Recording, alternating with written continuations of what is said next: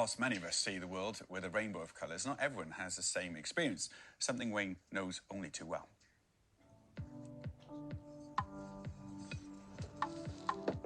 As a carpenter who works alongside interior designers, I'm passionate about colour. But the colour I see is different from what most people experience. That's because I have colour vision deficiency. In other words, I'm colourblind. It's caused by colour-sensitive cells in the eyes called cones being either missing or faulty. For me, everything's generally a little bit duller colour-wise. It's a little bit like turning down the contrast on a picture. So I struggle to see the difference between green and red and sometimes blue and purple. This means I need to be careful when using apps on my phone or playing sport, or particularly when I'm using paints. I have to make sure I label everything very clearly. There are several types of inherited colour blindness. The most common is the red-green type, which I have. It's carried on the X chromosome, meaning all the males on my mum's side of the family have inherited it. Because it runs in my family, I was pretty sure I was colourblind from a young age, but it wasn't confirmed until I did this, the Ishihara test. A normal seeing person will be able to see all the numbers in these circles. I can only see this one here, number 12. Around 3 million people in the UK share my condition. That's 1 in 12 males and 1 in 200 females. Most people don't realise what it's like to be colourblind. So I've set up this little experiment.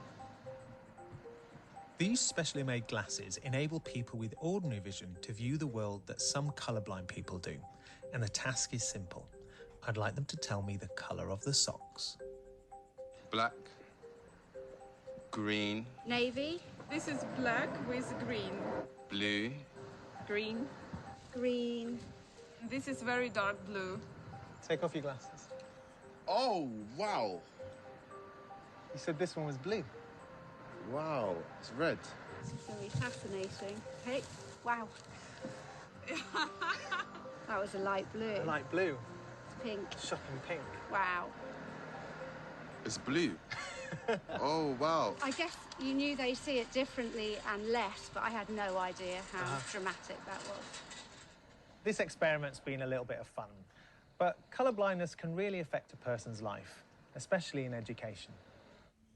1 in 24 children are colourblind, but it's not screened for in children's standard eye tests, which means it can go undetected for years.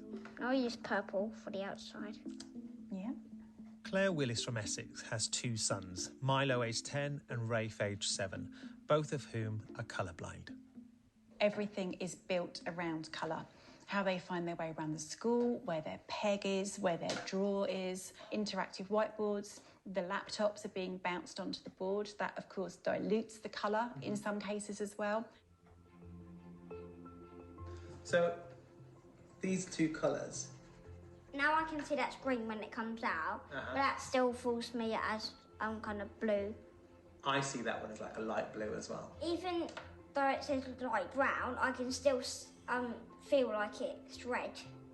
I'm smiling because you're making me smile because we've got something in common. Because everything that you're saying is the things that I've experienced that all my life as well. The school have been really receptive, but it's a tiny village school. It's not a big state primary. My eldest is going into year 6, so we're starting to look at secondary schools, and that's where the fear comes back again, that we've got to start these battles all over again in a much bigger environment with people possibly less willing to change. One study has looked at school textbooks and found that 10% of the material is completely inaccessible to colourblind pupils. But trying to make a difference to children like Rafe is Catherine Albany Ward, who runs Colourblindness Awareness. Most people don't know anything about it. And I was one of those people when I found out about my son being colourblind. It was a massive shock. I had no idea, and he was 7. I remember when I was a kid, I was tested at school. Are they being tested now? No, not at all, because it was screened out in 2009, mainly to save money. Her sports-mad son couldn't tell his teammates' strips from their opponents, the point at which his colourblindness became apparent. He was just guessing who was on his team one day to the next. But kit clash issues like that happen all the time at elite level. So we're trying to raise awareness of that as well. What are your hopes for the future? to get schools to do simple things, because teachers aren't trained in colour blindness. So the one thing we'd like them to do, especially in primary school, is to label up those pots of pencil crayons that sits on the middle of a table and everyone uses them.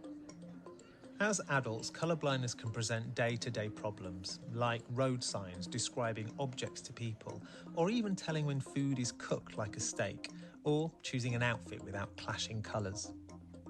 The condition can also limit career choices, because being a pilot, air traffic controller, train driver and electrician may require accurate colour recognition. But thankfully, many industries are adapting to people's needs. Liam Cleary is a tube driver and he's colourblind. Initially, when I applied for the position in 2017 for a train driver, I was quite disheartened because my career progression was stopped due to the safety concerns around colour deficient persons being able to drive the train, and this was due to red and green coloured signals. Now on the Jubilee line, we no longer require red and green signals to drive to, which is perfect for persons like myself. Having this company adapt itself to fit my needs is incredibly helpful. It makes me feel wonderful because it allows me to take the next step in my career, and like I said, I have pride in this job that I do. There is currently no effective cure for inherited colour blindness, but it does seem that society is becoming more aware of the condition. If you suspect you or a member of your family have colour vision deficiency, you can ask for a test at an optician's. My colour vision deficiency is something I've learned to live with, and it can be tricky, but it's great to see there's more awareness and there's some practical tips to help other people with the same condition as me.